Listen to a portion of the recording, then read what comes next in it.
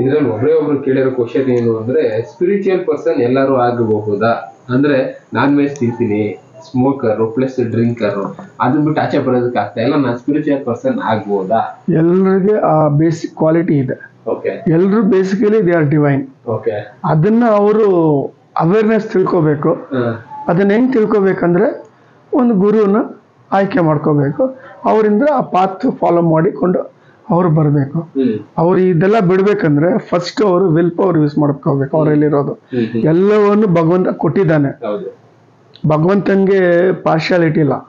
All human beings whether be male, female or even neutral gender, the qualities are same.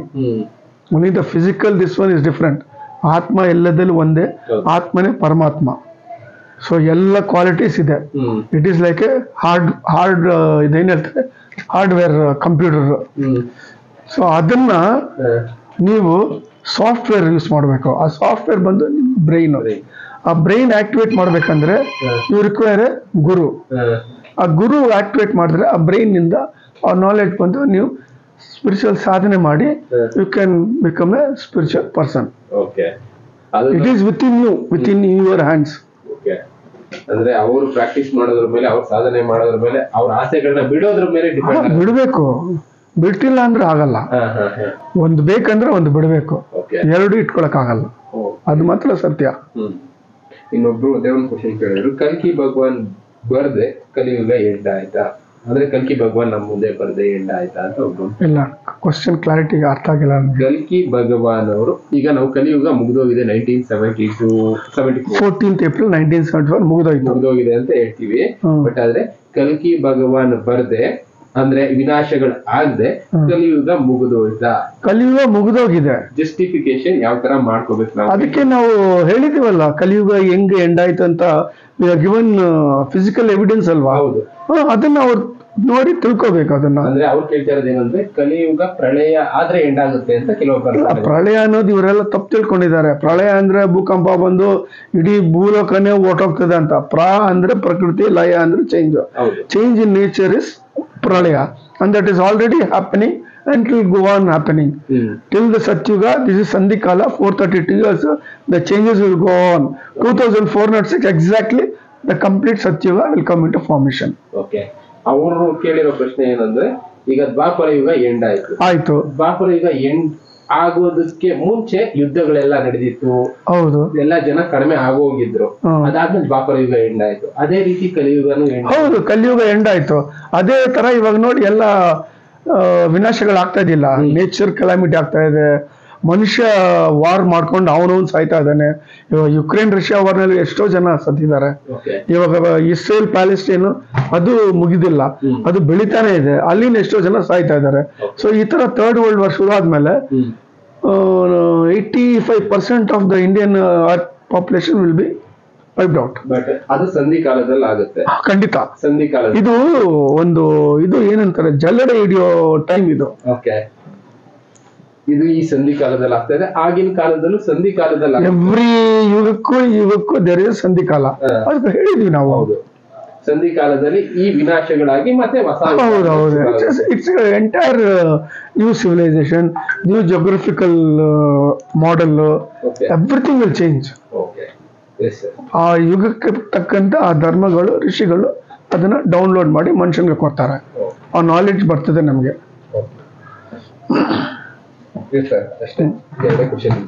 ಇವಾಗ ಯಾರೋ ಪ್ರಶ್ನೆ ಕೇಳಿದ್ದಾರೆ, ಗುಣಾಸ್ ಅಂದ್ರೆ ಏನು? ಗುಣ ಅಂದ್ರೆ ಬಂದ್ಬಿಟ್ಟು ಅದು 3 ಟೈಪ್. ಫಸ್ಟ್ ಬಂದು ಸಾತ್ವಿಕ ಗುಣ, ಎರಡನೇದು ರಾಜಸಿಕ ಗುಣ, ಮೂರನೇದು ತಾಮಸಿಕ ಗುಣ. ಈ ಸಾತ್ವಿಕ ಗುಣ ಬಂದ್ಬಿಟ್ಟು ಒಳ್ಳೇದು, ಶಾಂತಿ, ಹಾರ್ಮೋನಿಯಸ್ ಕ್ಯಾರೆಕ್ಟರಿಸ್ಟಿಕ್ ಅದ್ರದ್ದು. ರಾಜಸಿಕದ ಬಂದು ಪ್ಯಾಷನ್, ಆಕ್ಟಿವಿಟಿ, ಚಲನ. ತಾಮಸಿಕದ ಬಂದು ಇಗ್ನೋರೆನ್ಸು, ಆಲಸ್ಯ, ಇನರ್ಷಿಯಾ. ಈ ತರ 3 ಕ್ವಾಲಿಟೀಸ್ ಇದೆ. ಇದಕ್ಕೆ 5 ಎಲಿಮೆಂಟ್ಸ್ ಸೇರಿಸಿದೆ ಗುಣಸ್ಗೆ. ಅದೇ ಅರ್ತ್, ವಾಟರ್, ಏರ್, ಫೈರ್, ಈ ತರ ಪಂಚಭೂತಗಳು. ಭಗವಾನ್ ಮಹಾವಿಷ್ಣು ಬಂದು ಸಾತ್ವಿಕ ಗುಣ ಮೇಲೆ ಪ್ರಿಸೈಡ್ ಮಾಡ್ತಾರೆ. ಭಗವಾನ್ ಚತುರ್ಮುಖ ಬ್ರಹ್ಮ ಬಂದು ರಾಜಸಿಕ ಗುಣ ಮೇಲೆ ಪ್ರಿಸೈಡ್ ಮಾಡ್ತಾರೆ. ಭಗವಾನ್ ಈಶ್ವರ ಬಂದು ತಾಮಸಿಕ ಗುಣ ಮೇಲೆ ಡಿಸೈಡ್ ಮಾಡ್ತಾರೆ. ಓಕೆ. ಬಟ್ ಆ 3 ಗುಣಗಳು ಮನುಷ್ಯರಲ್ಲಿ ಇದ್ದೇ ಇರ್ತದೆ. ಅದನ್ನ ನಾವು ಹೆಂಗೆ ಬಳಸ್ಕೋಬೇಕು ಅಂತ ನಮಗೆ ನಾಲೆಡ್ಜ್ ಗುರು ಕೊಡ್ತಾರೆ. ನೀವು ಸ್ಪಿರಿಚುವಲ್ ಆಗಿ ಇರೋ ಪ್ರಶ್ನೆ ಕೇಳಿದ್ರಲ್ಲ, ಅವರು ಸ್ಪಿರಿಚುವಲ್ ಆಗಿ ಮಾಡ್ಬೇಕಂದ್ರೆ ಅವ್ರು ತಾಮಸಿಕ ಗುಣವನ್ನು ಆಮೇಲೆ ಇದು ರಾಜಸಿಕ ಗುಣವನ್ನು ಬಿಡಬೇಕು, ಸಾತ್ವಿಕ ಗುಣಕ್ಕೆ ಹೋಗ್ಬೇಕು. ಸಾತ್ವಿಕ ಗುಣಕ್ಕೆ ಹೆಂಗ್ ಹೋಗ್ತೀರಾ? ಸ್ಪಿರಿಚುಯಾಲಿಟಿ ನೀವು ಅಡೇರ್ ಮಾಡ್ಬೇಕು, ಅದನ್ನ ಫಾಲೋ ಮಾಡ್ಬೇಕು.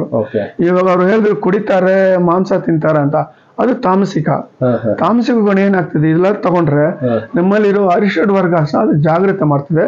It will become an hurdle to your spiritual ಸಾಧನ.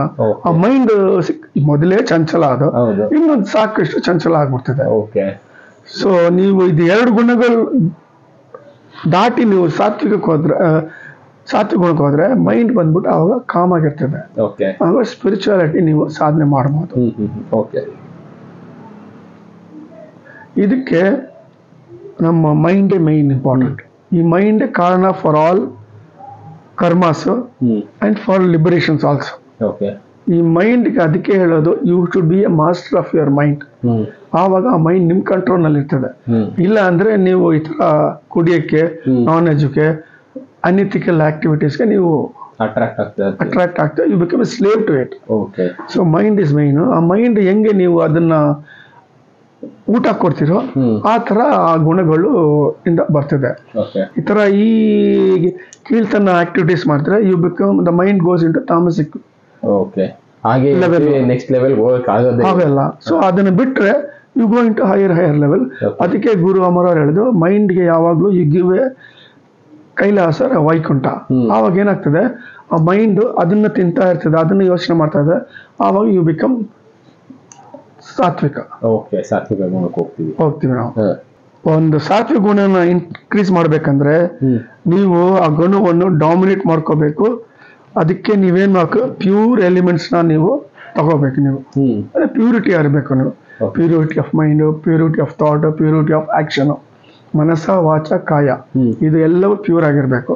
ನೆಗೆಟಿವಿಟಿ ಥಾಟ್ ಇರಬಾರ್ದು. Everything should be positive. You should do good.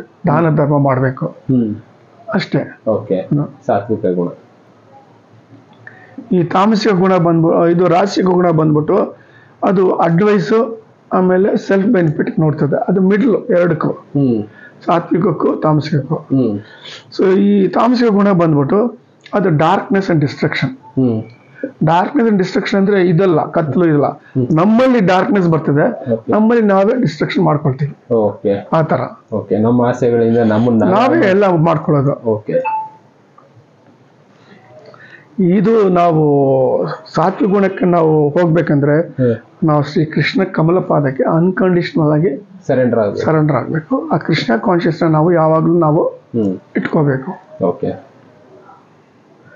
Through spiritual practices ಇದೆಲ್ಲ ಬರೋದು. ಅಂಡ್ ಥ್ರೂ ಪ್ರಾಪರ್ ಗುರು ಇದು ನಾವು ಮಾಡಕ್ಕಾಗ್ತದೆ. ಆದಷ್ಟು ಸಾತ್ವಿಕ ಊಟ ಆಹಾರ ನಾವು ಮಾಡ್ಕೋಬೇಕು. ಅದು one of the forces for your gunas. ಅಂದ್ರೆ ನಾನ್ ವೆಜ್ ತಿಂದ್ರೆ ಇವು ತಾಮಸಿಕ ಆಕ್ಟಿವೇಟ್ ಆಗ್ತದೆ. ಏನು ಇಲ್ಲ ಅಂದ್ರೆ ಮಿಡಲ್ ಇದು ರಾಜಸಿಕ. ಪ್ಯೂರ್ ಆಗಿದ್ರೆ ಇದು ಅಂದ್ರೆ ಇದೇನಾಗುತ್ತೆ, ನಮ್ಮಲ್ಲಿರುವಂತ ಇದನ್ನ ಆಕ್ಟಿವೇಟ್ ಮಾಡುತ್ತೆ. ಈ ನಾನ್ ವೆಜ್ ಅನ್ನೋದು, ಆಲ್ಕೋಹಾಲ್ ಎಲ್ಲ ನಮ್ ಕೈನಲ್ಲೇ ಇದೆ. ಅದೆಲ್ಲ ನಮ್ಮ ಬಾಡಿ ತ್ರಿಗುಣಾಸ್, ಅರಿಷಡ್, ಈ ಗುಣಾಸ್ ಬಂದ್ಬಿಟ್ಟು ಇಟ್ ಇಸ್ ದೇರ್. ಈ ಅರಿಷಡ್ ವರ್ಗಾಸ್ನ ನೀವು ಹೆಂಗೆ ನೀವು ಕಂಟ್ರೋಲ್ ಮಾಡ್ತಿರೋ ಅದನ್ನ ಪ್ರಕಾರ ಗುಣಕ್ಕೆ ನೀವು ಹೋಗ್ತೀವಿ ನಾವು. ಗುಣ ಇಸ್ ಒಂದು ಪ್ಲೇಸ್ ತರ. ಅದು 3 ಪ್ಲೇಸ್ ನಿಮ್ಮಲ್ಲಿ ಇದೆ. ನೀವು ಅರಿಷಡ್ ವರ್ಗಾಸ್ನ ಹೆಂಗ್ ಯೂಸ್ ಮಾಡ್ತಿರೋ ಅದನ್ನ ಪ್ರಕಾರ ನೀವು ಅಲ್ಲಿ ಹೋಗಿ ನೀವು ಬೀಳ್ತೀರಾ. ನೀವು ಅದನ್ನ ಸರಿಯಾಗಿ ಯೂಸ್ ಮಾಡಿದ್ರೆ ನಮ್ಮಲ್ಲಿ ಒಳಗಡೆ ತಗೋಬೇಕು. ಆವಾಗ ಯು ಗೋ ಇಂಟು ದ ಸಾತ್ವಿಕ ಗುಣ. ಅದನ್ನ ಎಕ್ಸ್ಟೆಂಡ್ ಮಾಡಿದ್ರೆ ಆಚೆ ಯು ಸಕಮ್ ಟು ತಾಮಸಿಕ್ ಅಂಡ್ ರಾಜಸಿಕ ಗುಣಕ್ಕೆ. ಇದು ಸತ್ಯ. ಇದು